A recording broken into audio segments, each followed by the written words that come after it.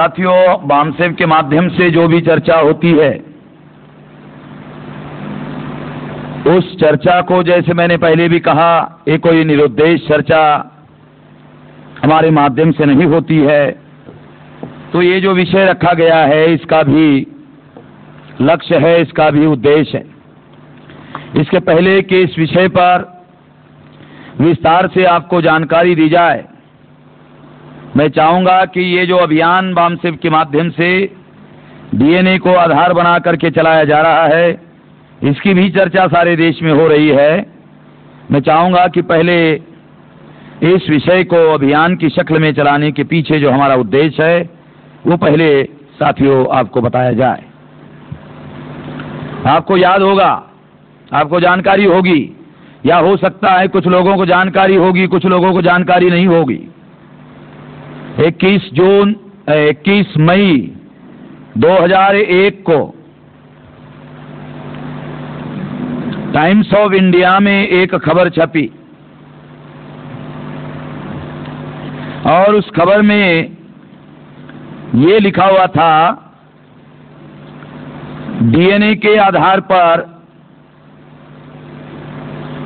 ब्राह्मण, क्षत्रिय और वैश्य, इनका डीएनए विदेशियों के साथ मिलता है। इसका मतलब है यह विदेशी लोग हैं। यह खबर टाइम्स ऑफ इंडिया के 21 मई 2001 के अंक में छपी। टाइम्स ऑफ इंडिया में जो अंग्रेजी का अखबार है, उस अंग्रेजी के अखबार में ये खबर छपी। मगर जब हम देख रहे थे, अध्ययन कर रहे थे इस बात का, तो हमें पता चला कि जो भाषाई पत्रकारिता है, जो मातृभाषा में अखबार छापे जाते हैं, छपाए जाते हैं, उस अखबार में ये खबर नदारत है। इस खबर को नहीं छापा गया। अब दो बातें देखिए, बहुत गंभीर बात है, सोचने वाली बात है कि अंग्रेजी का जो अखबार है टाइम्स ऑफ इंडिया, उसमें ये खबर छापी गई, और जो भाषाई पत्रकारिता है, मातृभाषा में जो अखबार छापे जाते हैं, इन अखबारों में ये खबर नहीं छापी गई। जब हमने इसका एनालिसिस किया तो इस नतीजे पर पहुंचे कि अंग्रेजी के अखबार में इस खबर को उन्होंने क्यों छापा। तो अंग्रेजी का अखबार जो विदेशी लोग हैं, ब्राह्मण है, क्षत्रिय है, वैश्य है, ये लोग पढ़ते हैं, हमारे लोग नहीं पढ़ते। और जो लोग हमारे पढ़ते हैं, उन्होंने जब डीएनए का टाइटल देखा होगा, अरे छोड़ो, ये छोड़ो, ये जो हमारी साइकोलॉजी है, अरे डीएनए, ये कुछ तो भी टेक्निकल बात है, ये छोड़ो, पढ़ाई नहीं होगा। और किसी आदमी ने बहुत ज्यादा इंटरेस्ट से अगर पढ़ा भी होगा तो उसको समझ में नहीं आया होगा। और किसी माइक्रो लेवल पर अगर किसी को समझ में आया होगा भी, तो उसने अपने पास ही रखा होगा, तो किसी को बताया नहीं। हमारे लोगों की बड़ी समस्या है कि या तो हमारे लोग पढ़ते नहीं है, जो पढ़ते हैं उनको समझ में नहीं आता, जिनको समझ में आता है वो लोगों को बताते ही नहीं, वो अपने पास ही रख लेते हैं।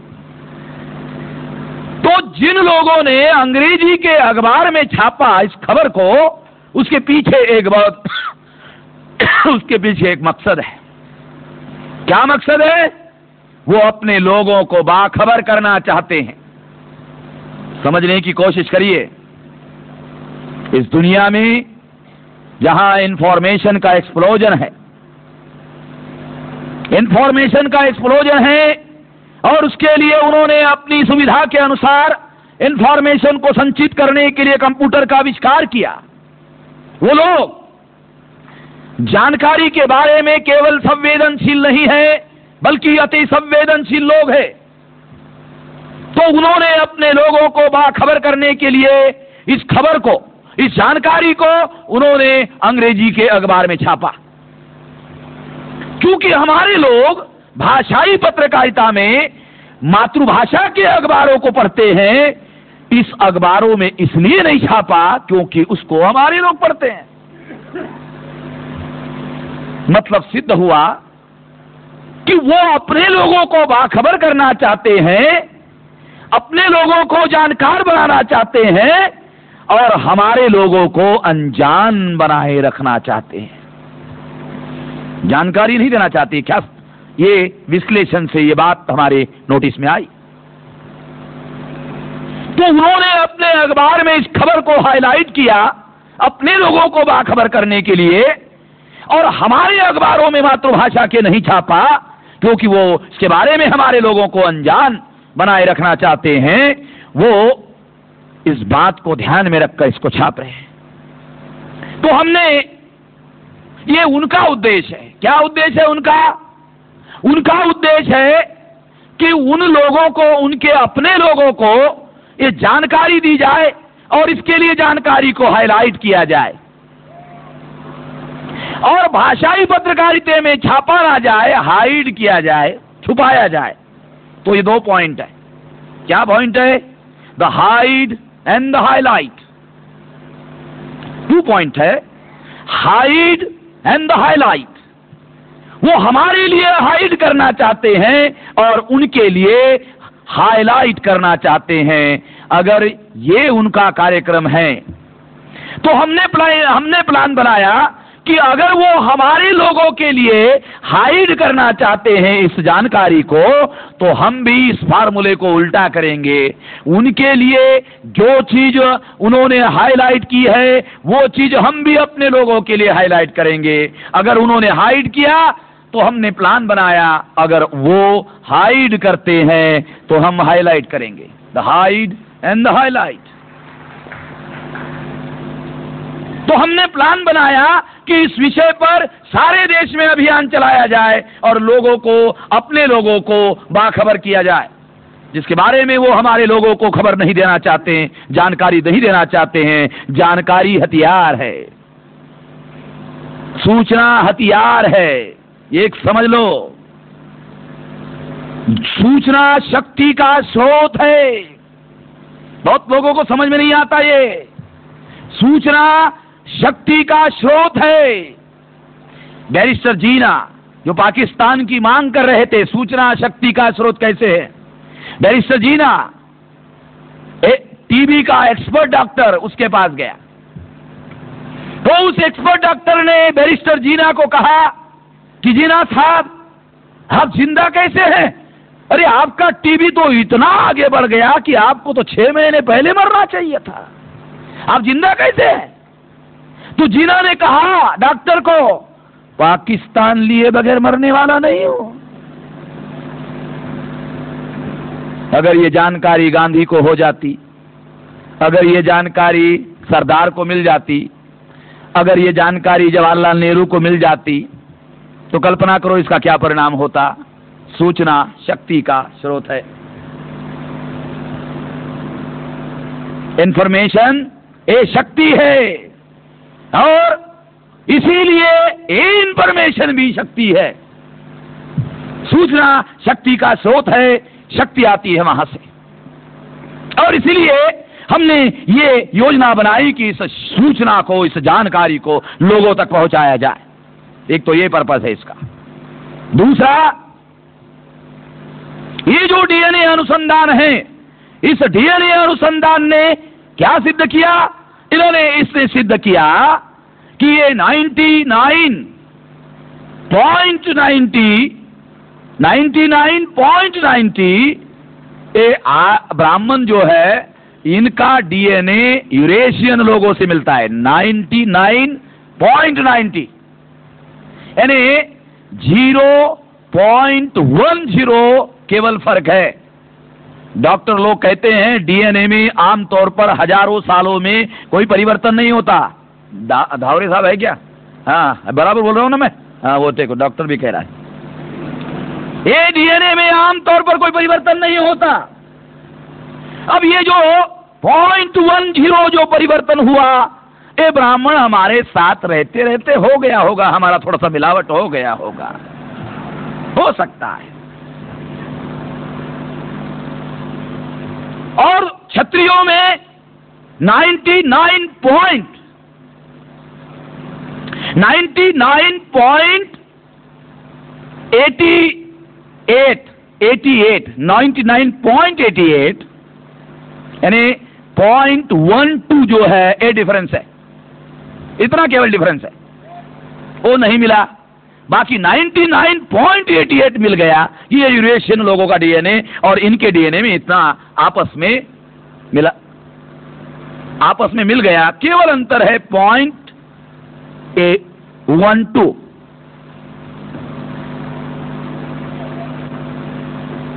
और जो वैश्य है उसका जो डीएनए है वो डीएनए यूरेशियन लोगों के साथ मिला 99, यानी 99 में कोई अंतर नहीं है, 99 कायम है। तो 99.86 यानी ये 0.16 नहीं मिला, इतना ही अंतर आया, बहुत माइक्रो इतना अंतर आया। तो ये जो डीएनए में, ये डीएनए ने ये सिद्ध किया कि इनका डीएनए यूरेशियन लोगों से मिलता है। ये सिद्ध हो गया कि ये लोग इसके आधार पर, विज्ञान के आधार पर सिद्ध हो गया ये यहां के रहने वाले नहीं है। ये जो सिद्ध हो गया कि यहां के रहने वाले नहीं है, ये मूल निवासी नहीं है, ये सिद्ध हो गया। ये जानकारी लोगों तक पहुंचाना जरूरी है। ये दूसरा हमारा पर्पज है। तीसरा पर्पज है इसका कि जो महिलाएं हैं वो महिलाओं का जो माइटोकॉन्ड्रियल डीएनए है उसके आधार पर मेल किया गया। तो ब्राह्मणों के घरों में जो महिलाएं हैं उनका भी माइटोकॉन्ड्रियल डीएनए अनुसूचित जाति, जनजाति, अदर बैकवर्ड क्लासेस और माइनॉरिटी के लोगों के साथ मिल गया।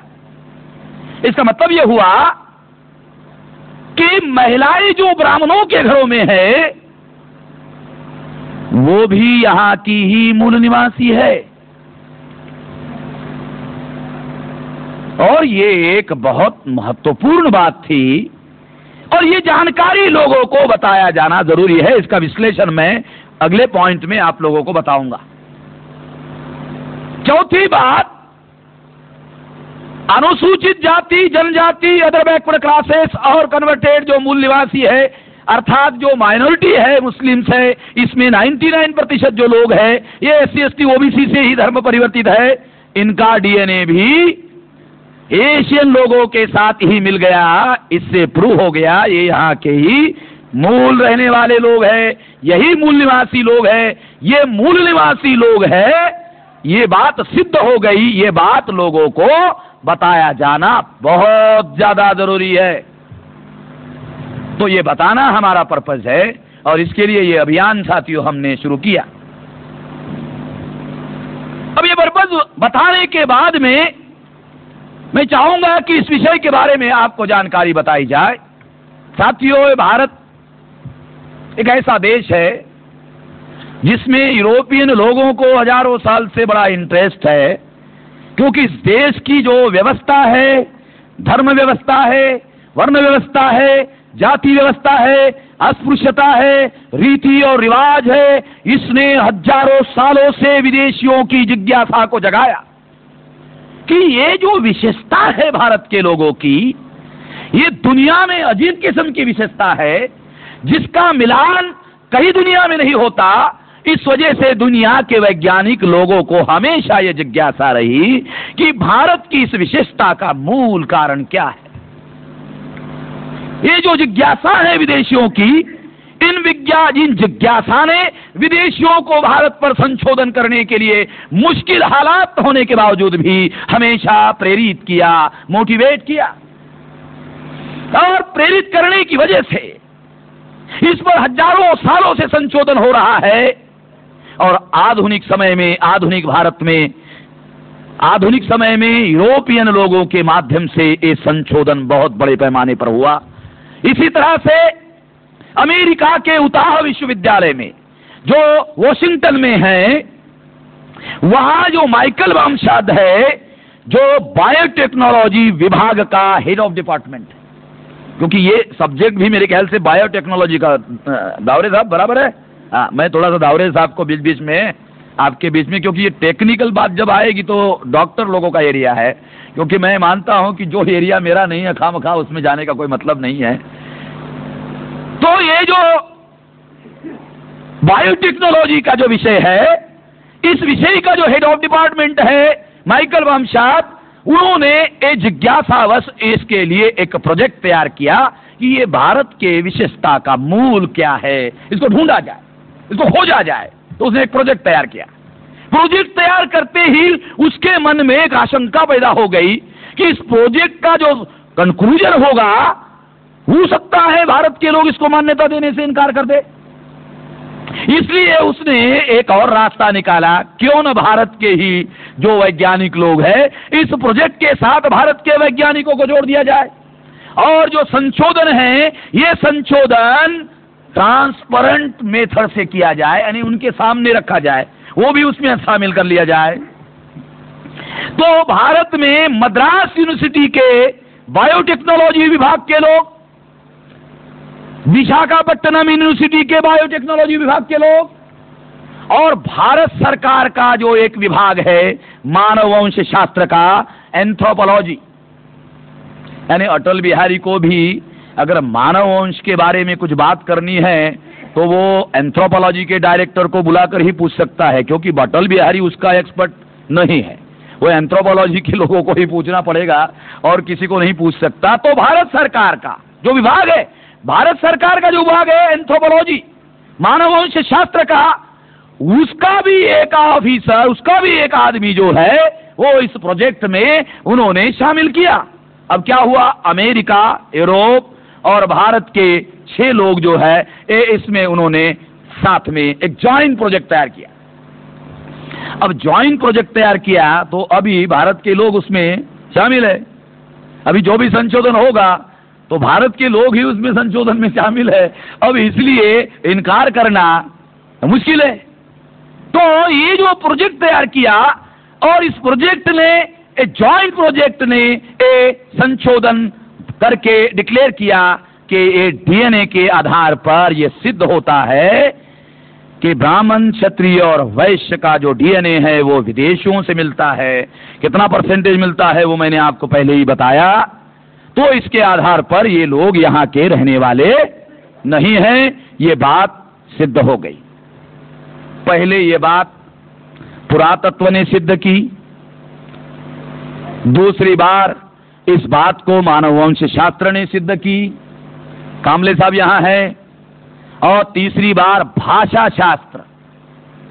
आप लोगों को यह जानकारी नहीं होगी कि आर्यों की जो संस्कृत भाषा है उसके शब्द और विदेशी लोगों के शब्दों में जो आपस में समानता ढूंढी गई, ऐसे हजारों शब्द मिले, हजारों।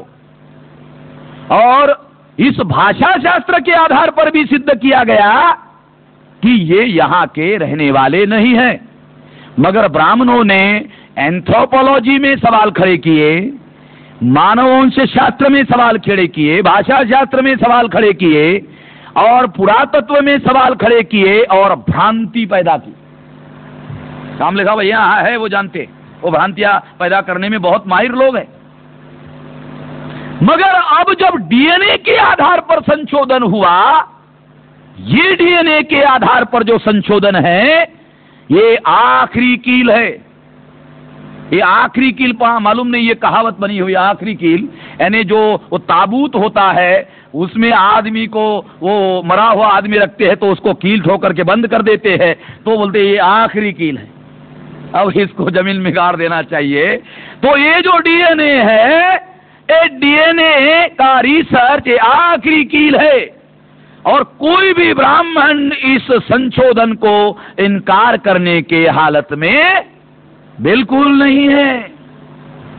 इसलिए उन्होंने ये सोचा, क्या सोचा कि अगर डीएनए के आधार पर हम लोग इसको इनकार करते हैं तो खुदा की नजर में हम लोग बेवकूफ साबित हो जाएंगे। ये ख्याल रखो, ये बहुत इंपॉर्टेंट चीज है कि दुनिया जो है, यानी सुप्रीम कोर्ट, सारी दुनिया की सुप्रीम कोर्ट मानती है डीएनए के आधार पर अगर किसी बदमाश को पकड़ना है, खून करने वाले को पकड़ना है तो डीएनए के आधार पर, और निर्विवाद माना जाता है।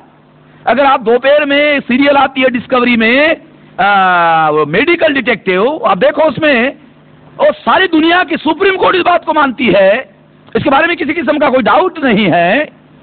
तो ब्राह्मणों ने सोचा साला इसको तो डीएनए का विरोध करना तो बहुत मुश्किल मामला है, और अगर हम लोगों ने इसका प्रतिवाद किया तो क्या करना पड़ेगा? प्रतिवाद करने के लिए पहले आर्टिकल में लिखना पड़ेगा 21 मई को ऐसा ऐसा डीएनए के आधार पर संशोधन हुआ जिसने ब्राह्मणों को यूरोशियन लोगों के साथ डीएनए मिलाते हुए दिखाया। पहले इतना लिखना पड़ेगा, फिर समीक्षा करनी पड़ेगी। तो उन्होंने सोचा था ये समीक्षा करने के लिए भी तथ्य मानना पड़ेगा, और समीक्षा करने के लिए अगर तथ्य मानना पड़ेगा तो जो तथ्य हम छुपाना चाहते हैं फिर लोगों को मालूम हो जाएगा। अगर उसको इनकार भी करना है तो पहले तथ्य मानना पड़ेगा, फिर काटना पड़ेगा। अगर इसको चर्चा शुरू करते हैं तो भी लोगों को मालूम हो जाएगा। इसलिए उन्होंने योजना बनाई कि इस विषय पर चुप रहा जाए। चुप, क्या किया जाए? चुप रहा जाए। और एक हमारे देसी में, देसी भाषा में ये चुप भी एक और खास किस्म का चुप है, चिड़ी चुप। चिड़ी चुप। मैं तो देसी आदमी हो, देहाती आदमी हो, चिड़ी चुप, एकदम चुप, कुछ भी नहीं बोले। तो बाबा साहब अम्बेडकर के किताब में मैंने पढ़ा था कि ब्राह्मण जब ज्यादा बोलता है तो खतरा है, ब्राह्मण जब मीठा बोलता है तो खतरा नजदीक में पहुंच गया है, और ब्राह्मण जब बिल्कुल ही नहीं बोलता और एकदम चुप हो जाता है तो भी खतरा है। उन्होंने अंग्रेजी में शब्द प्रयोग किया, कंस्पिरेसी ऑफ साइलेंस। मुझे समझ में नहीं आया तो साला साइलेंस भी कोई कंस्पिरेसी होती है, चुप रहना भी कोई कंस्पिरेसी हो सकती है। मगर जब डीएनए के बारे में ब्राह्मणों ने चिड़ी चुप रखने का कार्यक्रम शुरू कर दिया तो मुझे बाबा साहब अम्बेडकर का कंस्पिरेसी ऑफ साइलेंस, ये जो अंग्रेजी शब्द है, ये मुझे याद आ गया। साला ये बात कि ये चुप रहना भी एक बहुत बड़ा षड्यंत्र होता है। तो इसमें, इस विषय पर ब्राह्मणों ने योजना बनाई कि अरे इस पर तो बोलना खतरे से खाली नहीं है, एकदम चुप हो गया। इसलिए हमने भी सोचा कि अगर वो चुप हो गया तो हमको थोड़ा सा जोर से बोल देना चाहिए, ज्यादा आवाज कर देनी चाहिए और जन जन तक इसको पहुंचा देना चाहिए। तो ये जो डीएनए का संशोधन हुआ साथियों, इस डीएनए का जो संशोधन है, इसका भारत के मूल निवासियों पर क्या क्या परिणाम हो सकता है, मैं कुछ बातें, कुछ मूलभूत बातें आप लोगों को बताना चाहता हूं। बहुत फंडामेंटल बातें, जितनी इंपॉर्टेंट चीज है उतनी ही बताऊंगा, क्योंकि बहुत सी बातें हैं। सबसे पहले भारत का संपूर्ण इतिहास जितना लिखा हुआ है सब कुछ नए तरीके से लिखना होगा।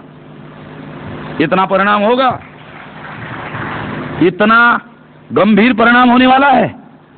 सारा जितना कुछ लिखा हुआ है, जो भी इतिहास लिखा हुआ है भारत का, अनुमान प्रमाण पर, अभी अनुमान और प्रमाण करने की जरूरत नहीं है।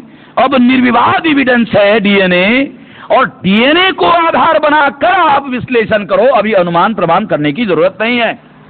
और जो लोग डीएनए को आधार बनाकर इतिहास नहीं लिखेंगे तो लोग कहेंगे ये बैकवर्ड इतिहासकार है। ये कौन सा इतिहासकार है? ये बैकवर्ड इतिहासकार है, ये बैकवर्ड हिस्टोरियन है। इतना इंपॉर्टेंट परिणाम होने जा रहा है, और अगर वो लोग ऐसा इंटरप्रिट नहीं करेंगे तो हमको इतिहास का डीएनए के आधार पर इंटरप्रिट करना होगा। तो मैं आपको इसके आधार पर कुछ डीएनए का जो संशोधन है और संशोधन को एप्लीकेशन करके आपको थोड़ा सा विश्लेषण करके समझाता हूं, क्योंकि ये मेरा विषय है, क्योंकि ये बायोटेक्नोलॉजी है, मेरा विषय नहीं है। फिर भी ये डीएनए जो है इसका लॉन्ग फॉर्म है डीऑक्सी न्यूक्लिक एसिड। ठीक है दाऊद साहब, डीऑक्सी न्यूक्लिक एसिड। ये उसका लॉन्ग फॉर्म है। तो ये जो डीऑक्सी न्यूक्लिक एसिड है, ये डीएनए क्या है? हजारों साल पहले जो आपका पुरखा था, हजारों साल पहले जो आपका पुरखा था, उसके शरीर में जो डीएनए था, उसके 5000 10,000 साल पहले आपका जो भी पुरखा था, उसके शरीर में जो डीएनए था वही आपके शरीर में है। और ये जो डीएनए है, ये आपके शरीर में जो है, उसके आधार पर यह सिद्ध किया जा सकता है, टेस्ट करके सिद्ध किया जा सकता है, टेस्ट करके सिद्ध किया जा सकता है कि हजारों साल पहले आपके पुरखों में यही डीएनए था। तो डीएनए क्या है? ये शरीर के अंदर का एक छुपा हुआ सूचना तंत्र है। ये डीएनए शरीर के अंदर छुपा हुआ सूचना तंत्र है, और ये सूचना तंत्र आनुवांशिक गुणधर्म, आनुवांशिक गुण, गुणसूत्र, ये जो आपके पुरखों का आनुवांशिक जो गुण था, वो हजारों सालों से ये डीएनए क्या करता है? एक डीएनए क्या करता है? ये डीएनए ट्रांसफर करता है पीढ़ी टू पीढ़ी, पीढ़ी दर पीढ़ी, पीढ़ी दर पीढ़ी, पीढ़ी दर पीढ़ी, हजारों सालों से ये डीएनए ट्रांसफर होते रहता है। एक पीढ़ी से दूसरे पीढ़ी में, दूसरे पीढ़ी से चौथे, पांचवें, 10वें, एक ट्रांसफर होते रहता है। As it is, no change, किसी किस्म का कोई चेंज नहीं होता। और इस वजह से डीएनए आधार हुआ कि तुम्हारे पुरखे कौन थे और तुम्हारे कौन थे, उनके कौन थे और तुम्हारे कौन थे, यह सिद्ध करने के लिए डीएनए आधार क्यों हुआ? इस वजह से हुआ। यह है डीएनए।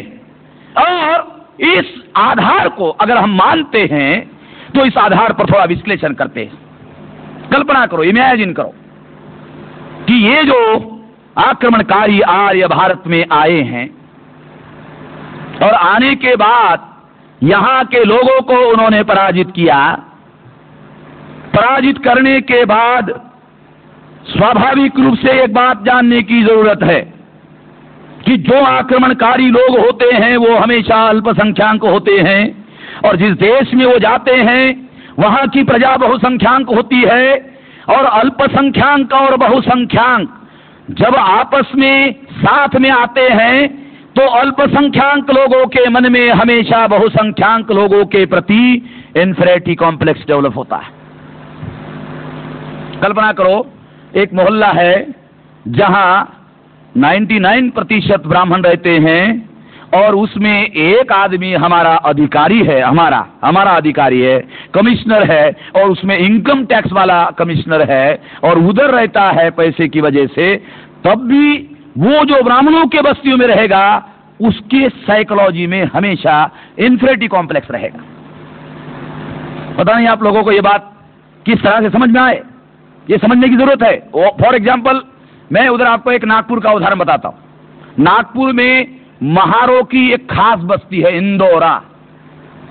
पता है नागपुर के लोग होंगे यहाँ, 100% वही, कोई दूसरा नहीं। तो वहां जाओ, फिर उन लोगों की साइकोलॉजी देखो, किसी की नहीं सुनते वो, बिल्कुल नहीं, अपनी चलाते। और दूसरों को सुनना पड़ता है, ब्राह्मण भी रहा तो उसको सुनना पड़ता है, बराबर उनको सुनना पड़ता है। ये जो जनसंख्या के घनत्व का जो साइकोलॉजिकल इफेक्ट होता है, ये इफेक्ट हम लोगों को समझना है। तो मैं एक और आपको उदाहरण देता हूं। मैं उदयपुर में कार्यक्रम के लिए जा रहा था, तो एक हमारा आदमी, मुझे किसी ने कहा कि भी इनके मारुति गाड़ी में बैठो, हम जा रहे थे। तो वो गाड़ी से मुझे ले जा रहा था, तो बीच में मुस्लिम समाज की बस्ती आई। तो उसने मुझे कहा, क्या कहा कि मेश्राम जी, अब हम पाकिस्तान से गुजर रहे हैं। अरे मैंने कहा उदयपुर में है भाई, उदयपुर में पाकिस्तान कहाँ है? क्या बात कर रहे हो? उसने कहा ये जो बस्ती देख रहे हो ना, ये पूरी मुसलमानों की है। तो वो क्या रहा था, ये पाकिस्तान से गुजर रहे हैं। तो जब मैं कार्यक्रम के स्थल पर पहुंचा तो हमारा मामसेब का जो कार्यकर्ता था उसको मैंने अलग लेकर गया। अरे ये जो गाड़ी में मुझे बिठाया था ये कभी बीजेपी में था क्या? क्योंकि वो जानता नहीं है मुझे, मैं कौन हूं। मैं तो लक्षणों के आधार पर बीमारी को पहचान लेता हूं। तो उसने कहा ये 2 साल पहले उधर से आया है, ये उधर था। हाँ, मैंने कहा ये बात बराबर, ये ऐसा क्यों बोल रहा था साला मुझे, हमारा आदमी, और ऐसा क्यों बोल रहा है? वो अपनी बोली बोल नहीं रहा, वो उनकी बोली बोल रहा है। अपनी बोली बोलते आनी चाहिए, वो अपनी बोली नहीं बोल रहा है, उसकी बोली बोल रहा है। उसको अपनी बोली बोलते आना चाहिए जो बोल नहीं रहा है, स्वाभाविक रूप से नहीं बोल रहा है। तो ये जो बात है, ये जो घन संख्या का जो घनत्व होता है उसकी साइकोलॉजी होती है। इसलिए जो आक्रमणकारी अल्पसंख्याक आए होंगे, कल्पना करो, इमेजिन करो कि ये जो बहुसंख्याक लोग हैं उनके कंपैरिजन में उनको ये बात समझ में आई होगी। क्या समझ में आई होगी? ये उनके मन में इंफीरियरिटी कॉम्प्लेक्स, ये हीन भाव पैदा हो गया होगा। ये जो हीन भाव पैदा हो गया होगा, इस हीन भाव को उन्होंने अपने पराजित लोगों में ट्रांसफर करने के लिए उन्होंने एक योजना बनाई। अपनी हीन भावना को दूसरों में ट्रांसफर करने के लिए। और दूसरी बात, उनके सामने एक समस्या थी, जिन लोगों को उन्होंने पराजित किया था युद्ध में, जिन लोगों को युद्ध में उन्होंने पराजित किया था, अब युद्ध में पराजित करना और गुलाम बनाना एक बात है, और बनाया हुआ गुलाम जो है उनको हमेशा के लिए गुलाम बनाए रखना ये दूसरी बात है। एक ही बात नहीं है। एक युद्ध में पराजित करके गुलाम बनाना और दीर्घकाल तक गुलाम बनाए रखना, ये दो एक नहीं है, 2 चीजें हैं, बहुत मूलभूत चीजें हैं। और इसलिए इस बात को ध्यान में रखकर अगर आप ठीक से पढ़ लो तो आपको पता चलेगा, एविडेंस है, एविडेंसेस है धर्मशास्त्रों में जो मैं बता रहा हूं उसके आधार पर, यानी डीएनए है ये एविडेंस, और जो विश्लेषण करता हूं उसका एविडेंस जो है ऋग्वेद में उपलब्ध है। क्या उपलब्ध है? आपको पता चलेगा वहां एक एविडेंस है, और उसके आधार पर इस बात को बताया जा सकता है कि उन्होंने, यानी ऋग्वेद में ब्राह्मणों को देव कहा जाता था, देव। उसमें ऋग्वेद में देव, देवासुर संग्राम, देव और असुर संग्राम, देवासुर संग्राम, इसका मतलब है ब्राह्मण अपने को देव कहते थे और ये जो मूल निवासी है उनको असुर कहते, राक्षस कहते, दैत्य कहते, दानव कहते। ये वहां लिखा हुआ आपको मिलेगा। अभी मैं बारामती गया था, शरद पवार का चुनाव क्षेत्र, वहां मराठा महासंघ का पश्चिम महाराष्ट्र का विभागीय प्रमुख, उसके साथ एक नौजवान लड़का था जिसको शादी करनी थी, तो उसने शादी करने के लिए ब्राह्मण के हाथों कुंडली निकाली। तो ब्राह्मण ने उसके कुंडली में क्या लिखा? वर्ण शूद्र, गण राक्षस, मराठा। मैं आपको खास बात बता रहा हूं, बहुत इंपॉर्टेंट चीज है। उसको मालूम नहीं था कि उसने मुझे बताया कि ऐसा ऐसा है। मैंने कहा ऐसा है, अभी मैं भाषण में देखो कैसा उसको बोलता हूं, उसका क्या मीनिंग है हमारे लोगों को समझ में। मैंने क्या, कितना पढ़ा लिखा होगा वो ब्राह्मण? होगा, बोले 4वीं 7वीं पास, ज्यादा पढ़ा नहीं था। कितना पैसा लिया? उसने कहा 501 रुपया। तो 501 रुपया हमारे आदमी ने पंडित को, ब्राह्मण को दिया, और पंडित से उसने घोषित करवाया इसका वर्ण शूद्र है और ये राक्षसगण का है। ये 500 रुपया पंडित जी लो और हमें राक्षस घोषित करो। वो जानता है 4वीं पास ब्राह्मण कि इसका जो गण है वो राक्षस गण है। 4वीं पास ब्राह्मण जानता है इसका गण राक्षस है, और हमें पता नहीं है हमारा वाला हम है कौन, हमको पता नहीं है। तो ऋग्वेद में ये ब्राह्मण अपने को देव कहते थे, और जो देव कहते थे वो ब्राह्मण कैसे हो गए? जवाब है, कैसे हो गए? तो जिन्होंने आक्रमण करके पराजित किया था उनको दीर्घकाल तक गुलाम बनाए रखना है, तो उसके लिए उनको व्यवस्था बनानी पड़ी। व्यवस्था बनाकर दीर्घकाल तक गुलाम बनाना संभव है, इसलिए उन्होंने वर्ण व्यवस्था बनाई। खास बात बता रहा हूं मैं आपको, वर्ण व्यवस्था बनाई, और इस वर्ण व्यवस्था में उन्होंने जो असुर, दैत्य, दानव और राक्षस थे उनका नाम परिवर्तन करके वर्ण व्यवस्था में उनको शूद्र घोषित किया। शूद्र घोषित किया। आश्चर्यजनक बात है, अगर क्रमिक असमानता का सिद्धांत विश्लेषण किया जाए, ये क्रमिक असमानता है तो ब्राह्मण को अधिकार है, क्षत्रिय को अधिकार है, वैश्य को अधिकार है, तो क्रम के अनुसार शूद्र को भी अधिकार होना चाहिए। मगर क्रम के अनुसार भी तीन ही वर्णों को अधिकार है और चौथा वर्ण अधिकार वंचित है।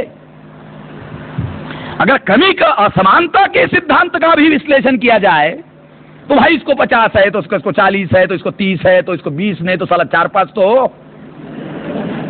क्रमिक असमानता का ही अगर सिद्धांत मान लिया जाए तो नहीं, तीन वर्णों को अधिकार संपन्न बनाया, चौथे वर्ण को अधिकार वंचित कर दिया।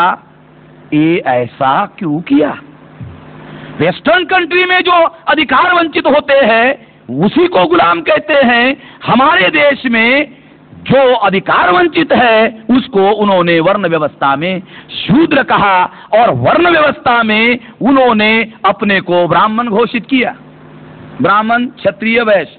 इसके लिए हमारे मूल निवासियों को गुलाम बनाने के लिए उन्होंने अपने को ब्राह्मण, क्षत्रिय, वैश्य तीन वर्णों में व्यवस्था बनाने के लिए, क्योंकि यहाँ व्यवहारे रायपुरे साहब ने एक सवाल पूछा हुआ। रायपुरे साहब का यही सवाल है कि ये फिर ब्राह्मण अगर एक ही वंश के है, यूरेशियन है, तो उन्होंने अपने को तीन हिस्सों में क्यों बांटा? तुमको और हमको गुलाम बनाने के लिए कुछ व्यवस्था करना जरूरी था, इसलिए उन्होंने ब्राह्मण, क्षत्रिय, वैश्य, शूद्र व्यवस्था बनाया। मगर इस व्यवस्था में एक खास बात रखना, रायपुरे जी, खास बात याद रखना जरूरी है। वो क्या है? बहुत अहम चीज है कि संस्कृत भाषा में वर्ण शब्द का अर्थ होता है रंग। इसका मतलब यह हुआ कि ये जो वर्ण व्यवस्था है ये रंग व्यवस्था है। डीएनए के आधार पर विश्लेषण कर रहा हूं मैं, क्योंकि अब निर्विवाद एविडेंस हमारे साथ में है। ये जो वर्ण शब्द का संस्कृत भाषा का डिक्शनरी मीनिंग है, वर्ण शब्द का अर्थ है रंग। देख लेना डिक्शनरी में, ये मैं देख चुका हूं इसलिए आपको बता रहा हूं, छानबीन कर लेना। वर्ण शब्द का अर्थ है रंग, और ये वर्ण व्यवस्था जो है ये रंग व्यवस्था है। क्यों रंग व्यवस्था है? ये इसलिए रंग व्यवस्था है क्योंकि ब्राह्मण, क्षत्रिय, वैश्य एक ही रंग के लोग हैं, इसलिए ये अधिकार संपन्न है। और चौथे वर्ण का जो आदमी है ये उस रंग का नहीं है, इसलिए अधिकार वंचित है। डीएनए की वजह से ये विश्लेषण करना संभव है। ये कल तक संभव नहीं था। कल तक मैं इस तरह का विश्लेषण नहीं करता था। ये डीएनए के आधार पर इस तरह का विश्लेषण करना संभव हुआ। ये रंग व्यवस्था है, और अगर ये रंग व्यवस्था है तो ये रेशियल डिस्क्रिमिनेशन के आधार पर बनाई गई व्यवस्था है। ये डीएनए के आधार पर सिद्ध है। इसलिए ये जो ब्राह्मणवाद है ये रेशियल डिस्क्रिमिनेशन की आइडियोलॉजी है। वर्ण व्यवस्था रेशियल सिस्टम है। जात जो कास्ट है इसके बारे में मैं आपको बाद में बताऊंगा। ये वर्ण व्यवस्था का निर्माण दीर्घकाल तक गुलाम बनाए रखने के लिए जिन्होंने इनको पराजित किया था उन्होंने वर्ण व्यवस्था इसलिए बनाई क्योंकि व्यवस्था बनाने से दीर्घकाल तक गुलाम बनाना और बनाए रखना संभव हुआ। दूसरी बात जो महत्वपूर्ण है, ये बहुत मुश्किल सवाल था जिसका जवाब ही नहीं मिलता था। कौन सा जवाब? ब्राह्मणों के धर्मशास्त्रों ने सभी महिलाओं को शूद्र घोषित किया। अरे हम तो शूद्र है ही है, हम तो अतिशूद्र है ही है, हमारी महिला भी शूद्र और अतिशूद्र है, मान लिया, मगर तुम्हारी महिलाओं को भी तुमने शूद्र घोषित किया। ब्राह्मण की मां को ब्राह्मण ने शूद्र घोषित किया, ब्राह्मण ने अपने बेटी को शूद्र घोषित किया, ब्राह्मण ने अपने बीवी को शूद्र घोषित किया, ब्राह्मण ने अपने बहन को शूद्र घोषित किया। ये साला समझ में नहीं आता था, ये ऐसा क्यों किया? अरे हमारा किया ठीक है, ये समझ में नहीं आता था, ऐसा क्यों किया? तो ये जो संशोधन हुआ डीएनए का, इसमें माइटोकॉन्ड्रियल डीएनए के आधार पर यह सिद्ध हुआ कि ब्राह्मणों के घरों में जो महिलाएं हैं उनका माइटोकॉन्ड्रियल डीएनए और हमारी महिलाओं का माइटोकॉन्ड्रियल डीएनए ये आपस में मिलता है। ये आपस में मिलता है इससे सिद्ध हुआ ब्राह्मणों के घरों में जो हमारी महिलाएं हैं, वो जो महिलाएं हैं वो हमारी ही है, ये सिद्ध हुआ। इससे यानी कुछ लोग ये कहेंगे कि मेश्राम जी, अगर ब्राह्मणों के घरों में महिलाएं हमारी ही है, तो क्या आप ये कहना चाहते हैं कि ब्राह्मणों के लड़की के साथ अगर हम लोग शादी कर ले तो आपका कोई ऑब्जेक्शन नहीं है? मतलब ये बात मैं थोड़ा आप लोगों को, क्योंकि मैं जो नहीं कह रहा हूं वो आप समझने की संभावना है। ये भी साला खतरा है, क्योंकि बोलते वक्त खतरे बहुत पैदा होते हैं, उसको साथ साथ में निपटाना भी पड़ता है। कुछ लोगों ने मुझे सोलापुर में कहा, अरे इससे तो खतरा पैदा हो जाएगा। मैंने कहा क्या खतरा पैदा होगा? तो अब हमारे जो लोग हैं वो ज्यादा शादी करेंगे ब्राह्मणों के लड़कियों के साथ में। तो मैंने उनको कहा नहीं, अब ऐसा नहीं होगा। मैंने उनको कहा अब ऐसा नहीं होगा। तो उन्होंने पूछा कैसे? अब लोगों को मालूम हो जाएगा यह आपलीस है। वो जो ऊपर वर्ण की थी, जब तक पहले वर्ण की थी तो आकर्षण था, क्योंकि वहां पर पहुंचने के लिए 3, 4, 5 सीढ़ी पर से और आगे गुजरना पड़ता था। तो अब वो लोग अरे था पुलिस है। तो जो आकर्षण का जो साइकोलॉजिकल बातें, ये साइकोलॉजिकल विश्लेषण है। तो लोगों अरे क्या अपनी जाओ दे क्या विषय, ये जो आकर्षण है ये खत्म हो जाएगा। मैंने कहा ये भी होगा। तो इसमें सबसे अहम बात क्या है? इसके अंदर जो सबसे अहम बात क्या है कि माइटोकॉन्ड्रियल डीएनए के आधार पर ब्राह्मणों के घरों में जो महिलाएं हैं, उसकी वजह से यह सिद्ध हुआ कि उन लोगों ने सभी महिलाओं को शूद्र क्यों घोषित किया? क्योंकि वो जानते थे जब उन्होंने प्रजनन के लिए यही की महिलाओं का उपयोग किया तो वो जानते थे ये महिलाएं यहाँ की है, इसीलिए उन्होंने सभी महिलाओं को शूद्र वर्ण में धकेल दिया और माना। धर्मशास्त्र में लिखा, एक डीएनए है, एक धर्मशास्त्र एविडेंस है, दोनों को मिलाकर विश्लेषण करो, आपका मुद्दा प्रूव हो जाता है।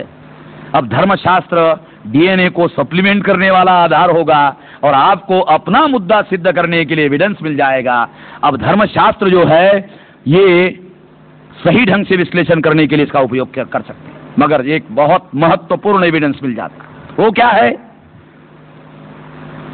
माइटोकॉन्ड्रियल डीएनए से जो प्रूव हुआ कि महिलाएं प्रजनन के लिए यहां से ली गई है, इससे एक और बहुत मूलभूत सिद्धांत सिद्ध हुआ कि आर्य जो है वो स्थलांतरित नहीं हुए थे, वो आक्रमण के ही उद्देश्य से आए थे। क्योंकि जो आक्रमण के उद्देश्य से आते हैं वो अपने साथ महिलाओं को बिल्कुल नहीं लाते हैं। देखो एक डीएनए किस तरह से चीजों को एकदम क्लियर करता है, ट्रांसपेरेंट, एकदम क्लियर।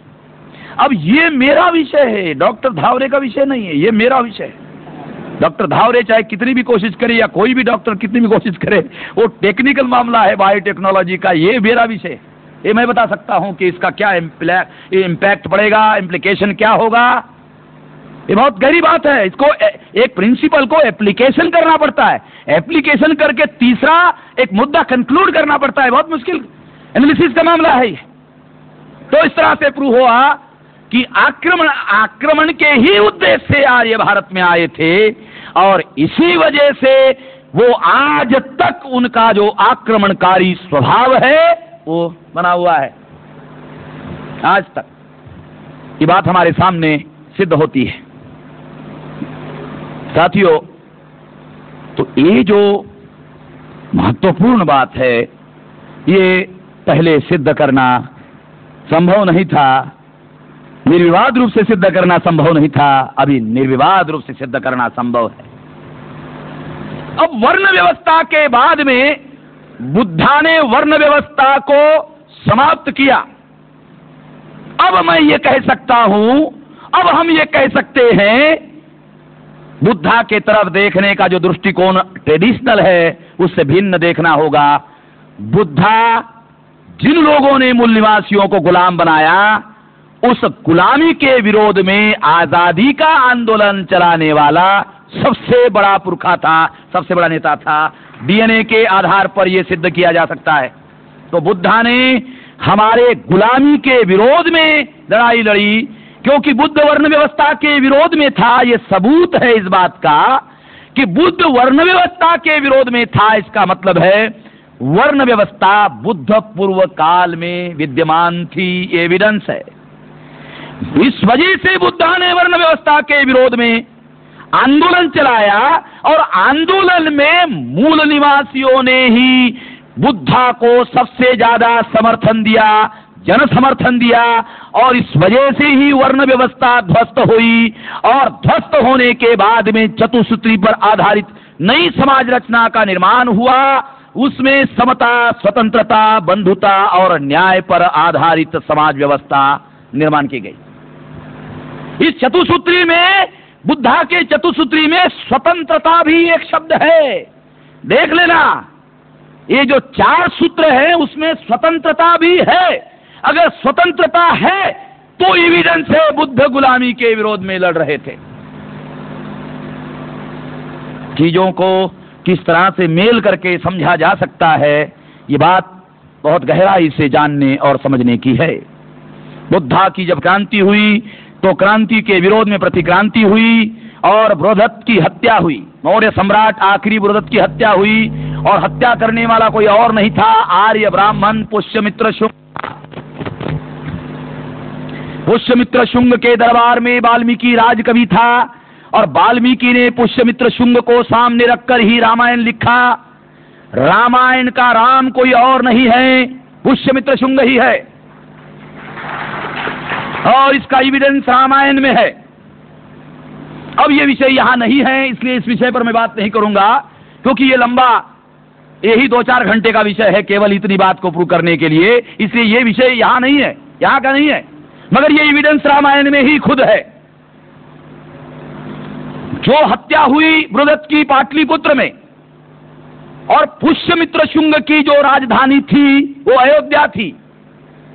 देखिए, उसने राजधानी पाटलिपुत्र को नहीं बनाया, उसने राजधानी अयोध्या को बनाया। रामायण में राम की राजधानी अयोध्या है, और इतिहास में पुष्यमित्र शुंग की राजधानी अयोध्या है। आर्कियोलॉजिकल अपने कामले साहब यहाँ है, मेरा विषय नहीं है, मगर वो हमारे साथ में है अभी, तो इनके साथ मिल करके अयोध्या पुष्यमित्र शुंग की राजधानी है। अयोध्या, कोई भी राजा अपनी राजधानी का निर्माण करता है, वो युद्ध करके जीतता है, फिर अपनी राजधानी खड़ी करता है। मगर अयोध्या युद्ध जीतकर खड़ी की गई राजधानी नहीं थी, इसलिए उसका नाम रखा अयोध्या।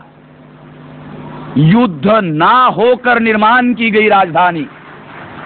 मैं भाषा शास्त्र का विद्यार्थी नहीं हूं, ये साला संकट है मेरे सामने, मजबूरी में धक्का खाते खाते चीजें समझनी पड़ती है। भाषा शास्त्र एक बहुत बड़ा इतिहास में विषय है, हथियार है चीजों को समझने का, समझाने का, और बहुत सी चीजें हैं। इतिहास है, पुष्यमित्र शुंग ने अश्वमेध यज्ञ किया, रामायण में राम ने भी अश्वमेध यज्ञ किया। ये विषय और आगे जाएगा, मगर ये जो प्रतिक्रांति पुष्यमित्र शुंग नाम के ब्राह्मण ने की, इसके बाद जाति व्यवस्था का निर्माण हुआ।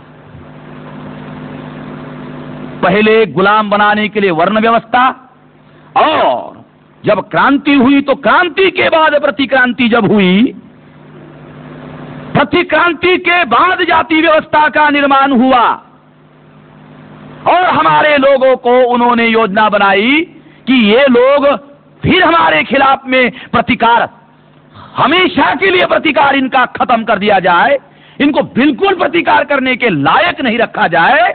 इसलिए उन्होंने हमारे लोगों को 6 और 6,500 जाति के टुकड़ों में बांटा, और एक जाति के 12 उपजाति के टुकड़े माने जाए तो कल्पना करो कितने टुकड़ों में बांटा। इतने टुकड़ों में बांटा उन्होंने, इतने टुकड़ों में बांटा कि हमारे लोगों की एक साइकोलॉजी तैयार हो गई। क्या साइकोलॉजी तैयार हो गई? कि हम प्रतिकार करने लायक नहीं है। हर आदमी, देखिए हर जाति का आदमी एक बात, कॉमन बात करता है, हम प्रतिकार करने लायक नहीं है। ये गुलामों की ही प्रतिक्रिया है और किसी की प्रतिक्रिया नहीं है, और ये सबूत है गुलामी का। तो उन्होंने जाति व्यवस्था को बनाया, एक बात उन्होंने जाति व्यवस्था को बनाया। दूसरा, जाति व्यवस्था को क्रमिक असमानता पर खड़ा किया। दूसरा भयानक मामला क्रमिक असमानता, यानी असमान लोग आपस में समान होने चाहिए, मगर क्रमिक असमानता में असमान लोग भी आपस में समान नहीं है। यह है क्रमिक असमानता। अगर अमेरिका में 2 आदमी 2000 कमाते हैं तो वो आपस में समान है, मगर भारत में अगर बैकवर्ड 2000 कमाता है और शेड्यूल कास्ट 2000 कमाता है और आदिवासी 2000 कमाता है तो ये ऐसा है। इसको कहते हैं क्रमिक असमानता। वो आपस में समान नहीं है। होना चाहिए अमेरिका में ये समान है, मगर यहां एक क्रमिक असमानता के आधार पर ये जो लोग हैं जो असमानता के शिकार है, कम से कम आपस में समान होने चाहिए थे, नहीं है। ये इसलिए रखा गया क्योंकि इससे आप प्रतिकार करने के लिए बिल्कुल ही शून्य हो जाते हो, और प्रतिकार केवल अंदर ही होता है। एक शेड्यूल कास्ट में जो जाति है वो दूसरे से लड़ती है, दूसरी जाति तीसरे से लड़ती है, तीसरी जाति चौथे से लड़ती है, और जिन्होंने ये गुलामी थोपी उसके बारे में लड़ने के लिए उसके अंदर सोच भी नहीं आती। दूसरी बात की उन्होंने, एक जाति व्यवस्था के बना टुकड़े बनाए, दूसरा क्रमिक असमानता का निर्माण किया। इतना ही नहीं किया, और एक काम किया, इस जाति व्यवस्था के 2 हिस्से किए। जाति व्यवस्था के 1000 टुकड़े किए और हजारों टुकड़ों को 2 हिस्सों में मुख्य रूप से बांटा। वो मुख्य रूप क्या है? एक अछूत बनाया, एक अछूत बनाया,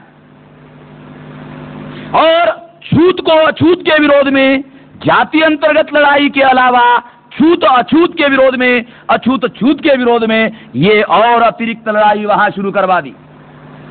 इसलिए आज की तारीख में बैकवर्ड और अनुसूचित जाति और जनजाति के लोग ये अनटचेबिलिटी की वजह से आपस में आना ये बहुत ज्यादा मुश्किल मामला हो गया है।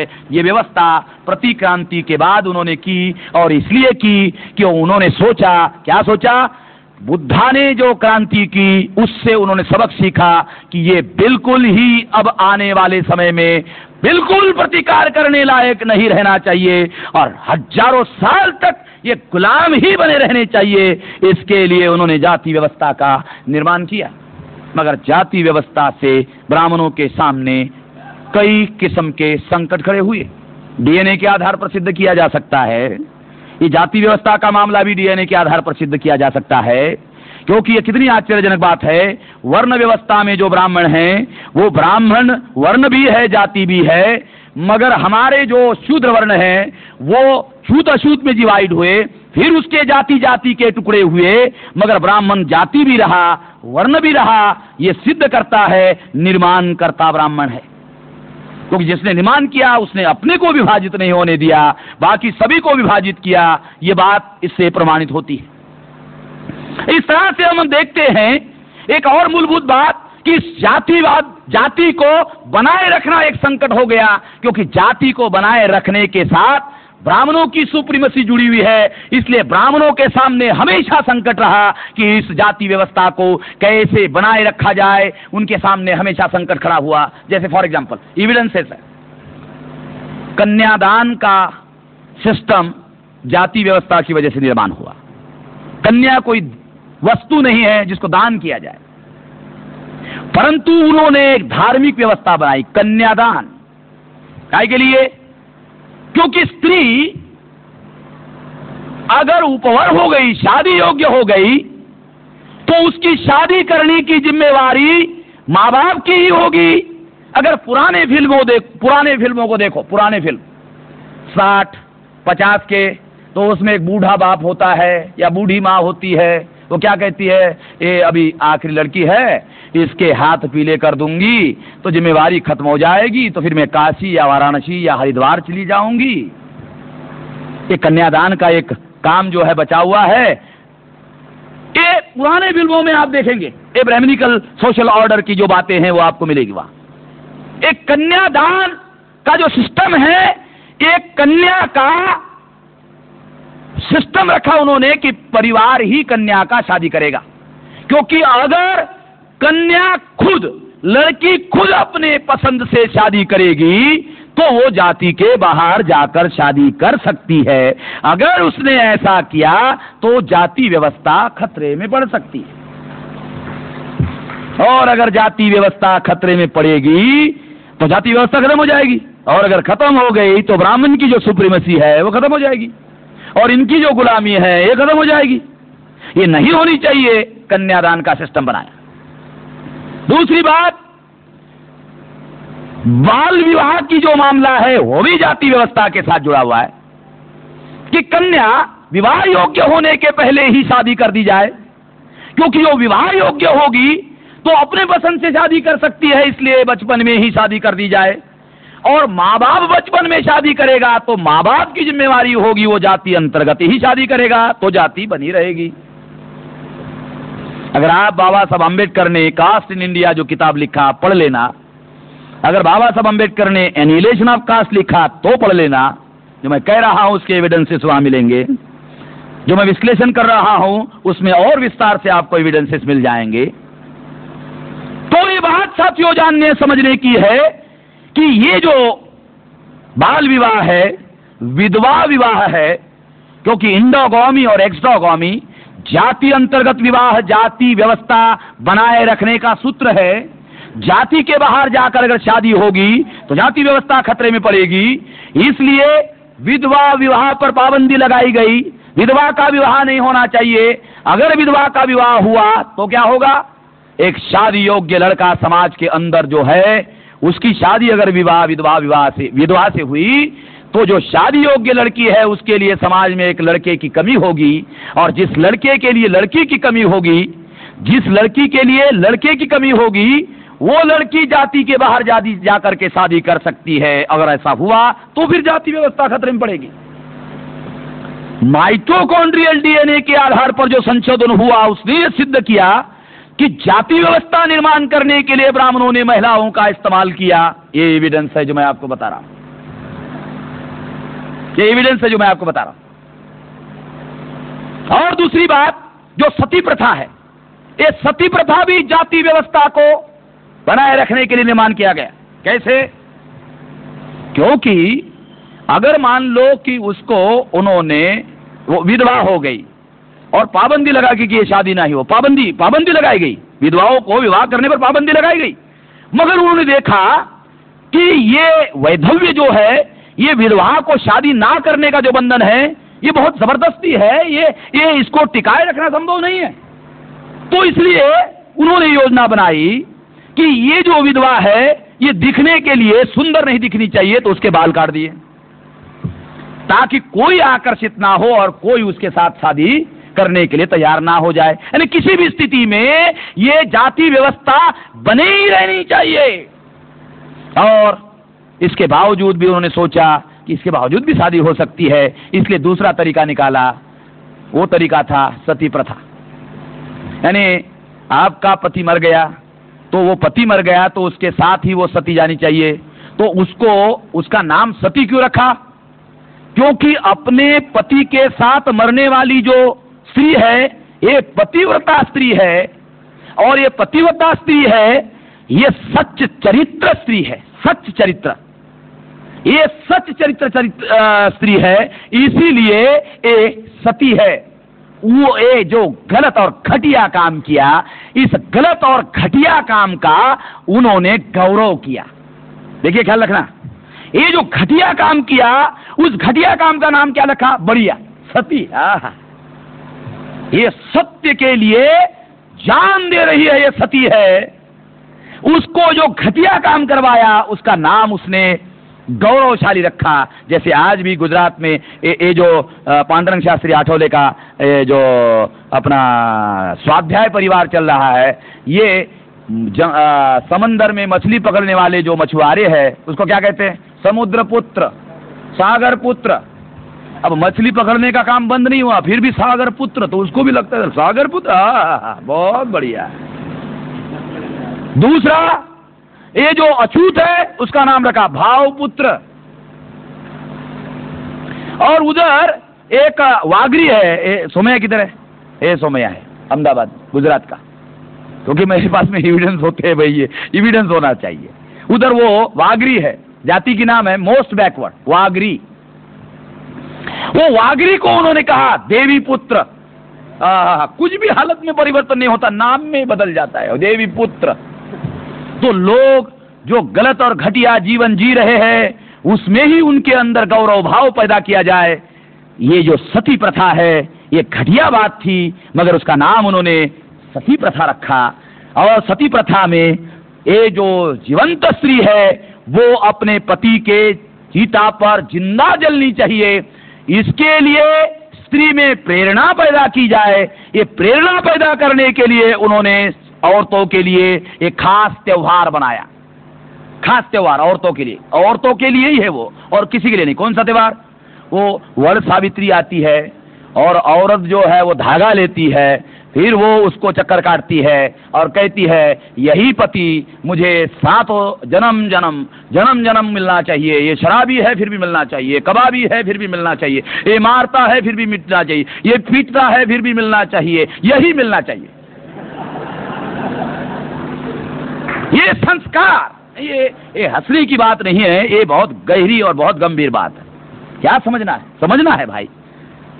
ये एक योजनाबद्ध तरीके से किया गया संस्कार करने के पीछे क्या संस्कार है? वो बार बार हर साल त्योहार आता है, और हर साल त्योहार आता है तो वो उनके मन में क्या संस्कार किया जाता है? एक संस्कार किया जाता है यही पति तुमको मिलने वाला है और कोई पति मिलने वाला नहीं है, और अगर तुम जिंदा रहती हो तो जब तक जिंदा रहोगी तब तक तुम्हारा पुनर्मिलन होने के लिए लेट हो जाओगी, क्योंकि अगर तुम अपने पति के चिता पर मर जाओगी तो एक ही तारीख को एक ही समय को पैदा हो जाओगी, पुनर्जन्म हो जाएगा, फिर दोनों का मिलन भी हो जाएगा अगर एक साथ जाओगी। जिन्होंने षड्यंत्र किया, जिन्होंने योजना बनाई, जिन्होंने प्लानिंग बनाया, कोई षड्यंत्रकारी, कोई चोर, मैं चोर हूं नहीं बताता, ये विश्लेषणकर्ताओं का काम है भाई। ये इन्होंने क्यों किया मालूम है, मगर क्यों किया? ये इसलिए किया, ये सती प्रथा में कोई जीवंत स्त्री सती जाने के लिए तैयार नहीं हो सकती, तो उसको प्रेरणा होनी चाहिए जाने की। क्यों? क्या प्रेरणा है? यानी बोनस होना चाहिए उसमें, बोनस होना चाहिए, कंसोलेशन होना चाहिए, कुछ समाधान मिलना चाहिए। क्या समाधान है? कि ये जो पति तुम्हारा मर गया ये तो जल जाए, खत्म हो जाएगा, तुम जिंदा रहोगी तो उतना ही लेट हो जाएगा पुनर्मिलन अगले जन्म में।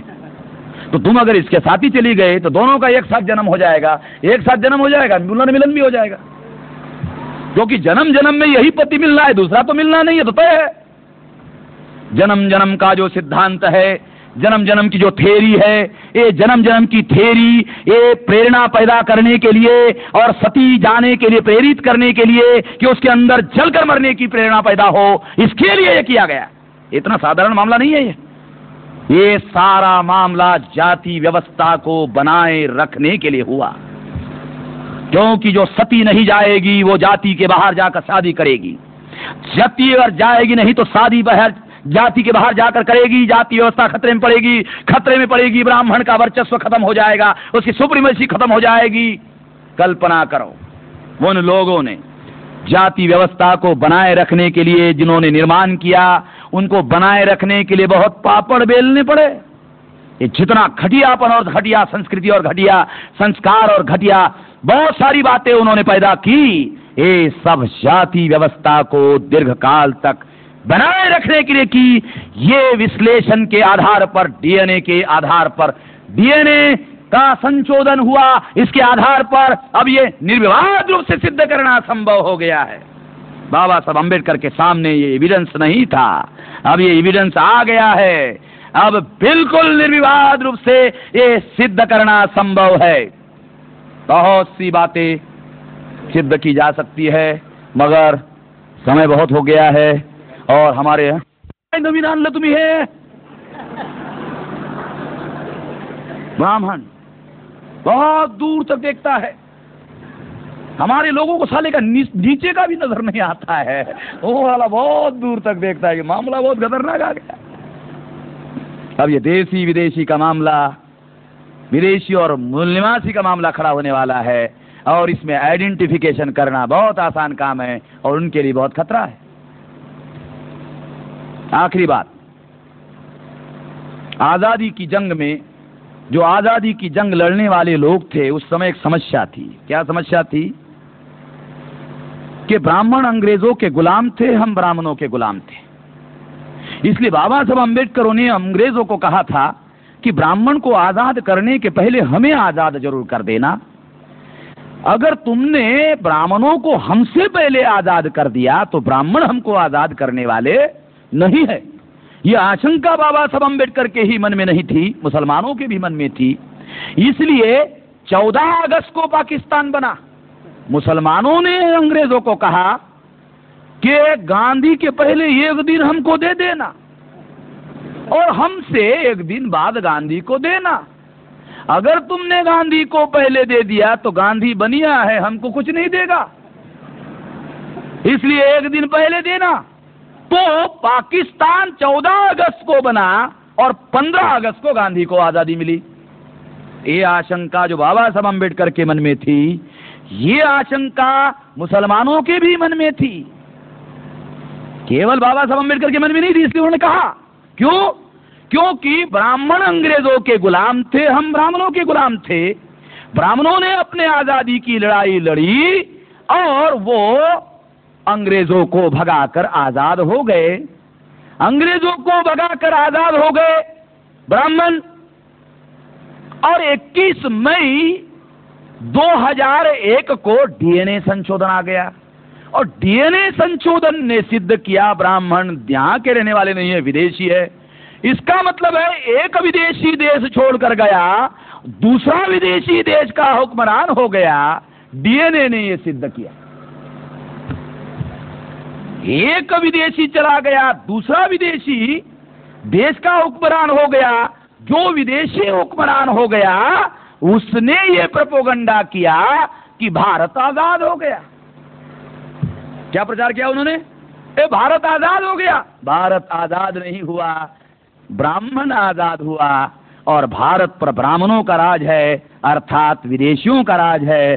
भारत आजाद नहीं हुआ, ये डीएनए ने सिद्ध किया।